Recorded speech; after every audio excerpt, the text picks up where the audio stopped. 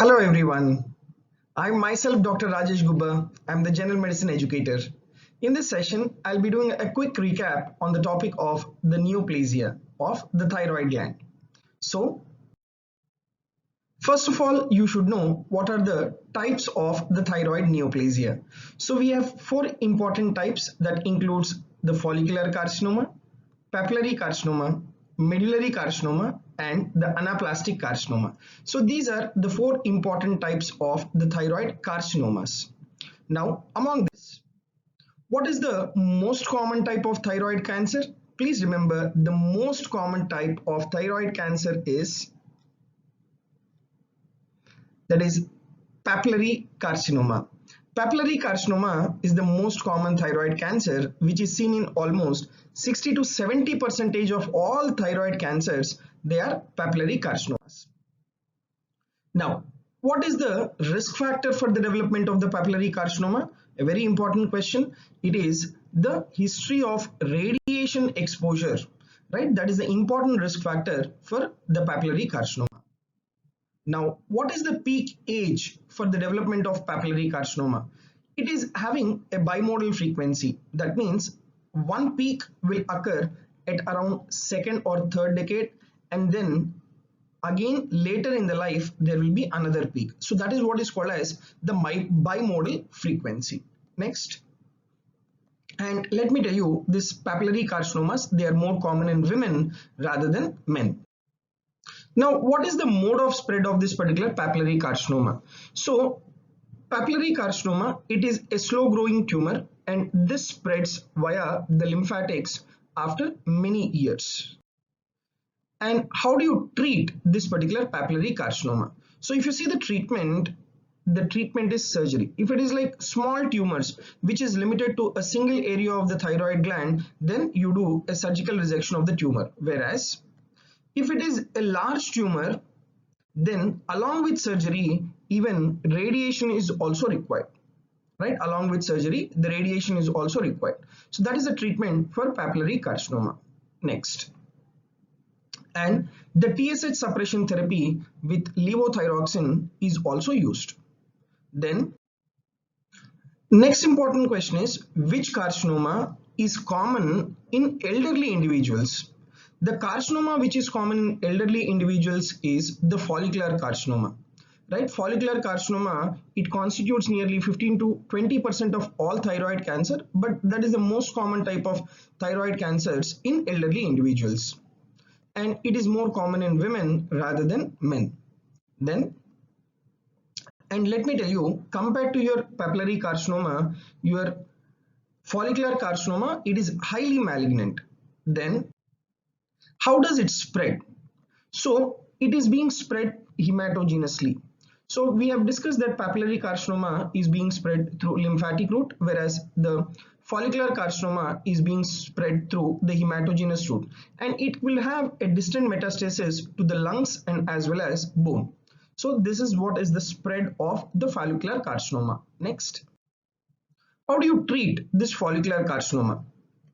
So treatment requires the near total thyroidectomy with post-operative radioiodine ablation. See, for papillary carcinoma, we have discussed that if it is like a small tumors, you need to do surgical resection of the tumor. And if it is a large tumor, along with surgical resection, right, radiotherapy is also required. Okay, so then if you take the follicular carcinoma, the treatment requires near total thyroidectomy with post-operative radioiodine ablation. So this is the treatment of the follicular carcinoma. Now, coming to your anaplastic carcinoma. Let me tell you, anaplastic carcinoma, it is also the tumor which is primarily seen in elderly patients. And it is more common in women rather than men. But it is the rare form of the thyroid cancer. It is just seen only in 1 to 2% of all the thyroid cancers. And what are the characteristic features of the anaplastic carcinoma?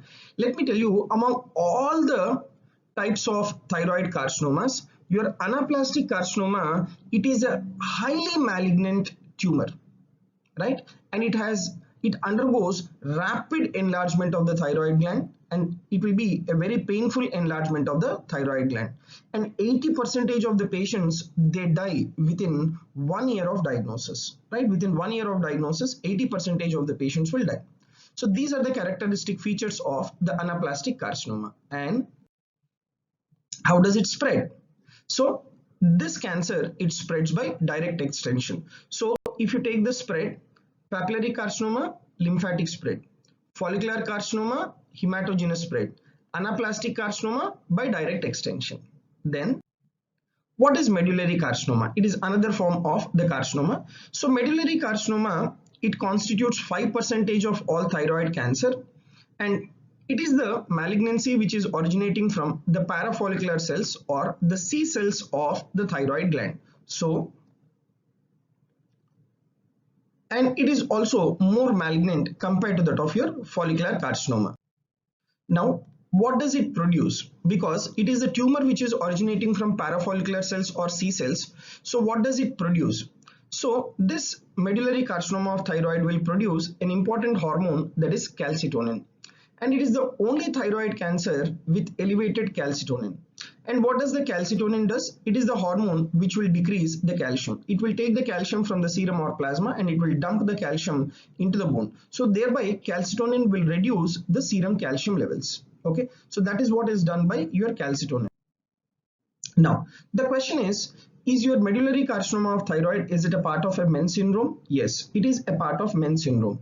See, MEN syndromes, if you take, like we have MEN1, MEN2, MEN3 and then MEN4. Multiple endocrine neoplasia type 2, it is of two types, MEN2A and as well as MEN2B. MEN2B is nothing but your MEN3, right? MEN2B is nothing but your MEN3. And your medullary carcinoma of thyroid, right, it is the component of MEN2, right? It is a component of MEN2. So it is a component of both MEN2A and as well as MEN2B. MEN2A, it is also called Sippel syndrome. And what are the malignancies in MEN type 2A? In MEN type 2A, right, you have a mnemonic called TAP. These three are the malignancies in MEN type 2A, which is nothing but your Sippel syndrome. T stands for thyroid, that is medullary carcinoma of thyroid. A stands for adrenal pathology, that is adrenal pheochromocytoma. P stands for parathyroid hyperplasia. So this is what is the malignancies in MEN type 2A. So you can see that the medullary thyroid carcinoma, it's a part of your MEN type 2A. And you take MEN type 2B, which is nothing but MEN3. And another name of your MEN type 3, it is Wagenman-Frobois syndrome. And the malignancies in MEN type 2B is only two, right? That is thyroid, that is medullary carcinoma of thyroid; adrenal, that is adrenal pheochromocytoma. And we have even some neuromas as well. But endocrine tumors, only these two, that is medullary carcinoma of thyroid and as well as the adrenal pheochromocytoma. Now you have to understand that in MEN2, the chromosomal abnormality, it is present on chromosome number 10. That's an important multiple choice question. And the gene which is being mutated in MEN2 is RET proto-oncogene, right? Next. Having said this, what are the other malignancies where the calcitonin is high? Among the thyroid carcinomas, it is only medullary carcinoma of thyroid where the calcitonin is high. But other malignancies like carcinoma of the lung, pancreas, breast, and as well as the colon. So these are the other malignancies where the calcitonin levels will be very high, right? This is a very, very important question. Next. Now, how do you treat these patients with the medullary carcinoma of thyroid? So if you see the treatment, the only effective treatment in this patient is the thyroidectomy, where in case of medullary carcinoma of thyroid. Next. Now, when will you suspect the development of the thyroid carcinoma?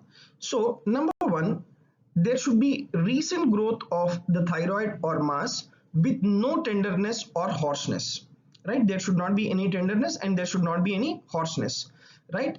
There should be recent growth of the thyroid or the thyroid mass, and history of radiation, right? History of radiation to the head, neck or upper mediastinum in the childhood. So that is also one of the suspicious thing that the individual might have developed the thyroid carcinoma.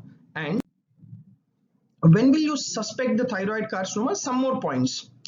The presence of solitary nodule, right, is another suspicious thing of development of thyroid carcinoma. Next, calcification on the X-ray, such as Samoma bodies, that will suggest the papillary carcinoma, and increased density on the X-ray will suggest the medullary carcinoma. So these are the points to tell that the individual had or might have developed the thyroid carcinoma. And another important is, what is the first test to do in a patient with a thyroid nodule? See, the first test that you will do is the TSH. Okay, the first test you have to do is TSH, and if that is normal, then you have to proceed to the FNAC, right? And evaluation of the solitary non-functioning nodule is done by the FNAC for most of the patients.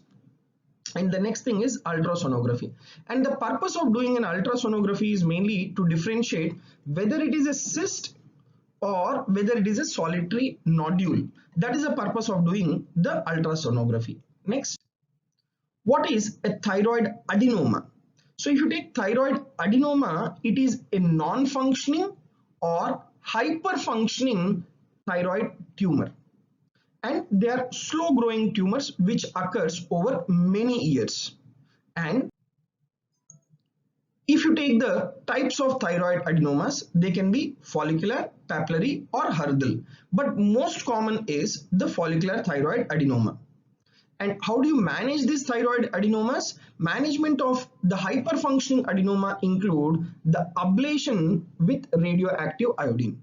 So that is how you will treat the thyroid adenomas. So with this is a short note on the topic of the thyroid malignancies.